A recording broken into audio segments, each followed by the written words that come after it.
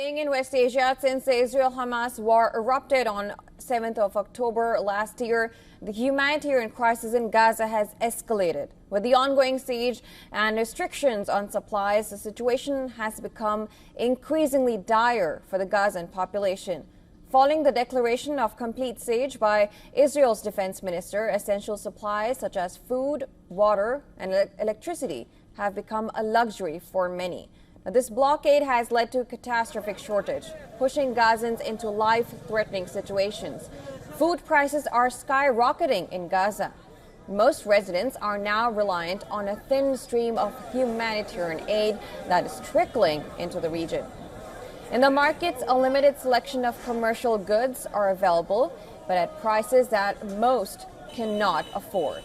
Many essential products are entirely missing from the shelves, worsening the dire situation for millions of people who are on the brink of starvation and famine. Due to the closure of the crossings, there is not even flour. The simplest things in our children's livelihood is flour to prepare bread and feed our children. It is not available and non-existent and very, very little. We have no flour. Even the basic materials, oil, sugar, tea, the basic materials that we depend on. I swear it is not available from the market, and if you find it in the market, it is at unbelievable prices. Very expensive, and this is due to the scarcity of goods in the markets. Furthermore, the water crisis in Gaza is deepening due to limited natural water resources and contamination. Now, Israeli airstrikes have destroyed vital water infrastructures and wells.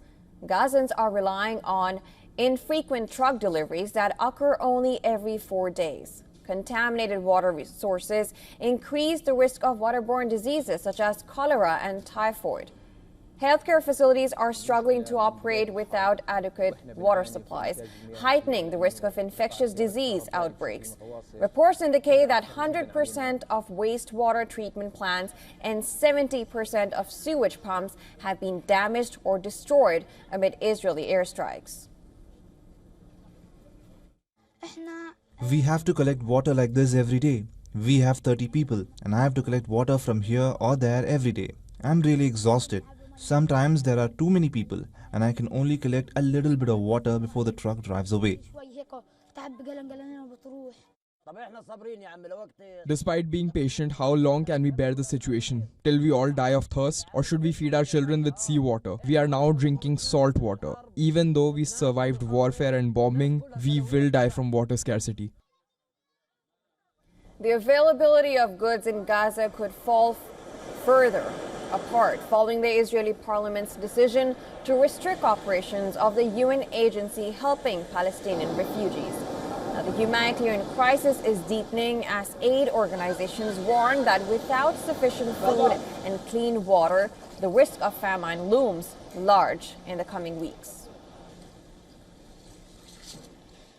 There is no safety anywhere, whether we stayed here or went home. Even if I am sleeping at home, the risk of death is still there. The risk is not only at the beach. Israeli boats keeps on firing. 2 days ago, they opened fire and it is almost on a daily basis. What can we do? We go back to our homes to die? We are dead anyway. So we might as well die on the beach.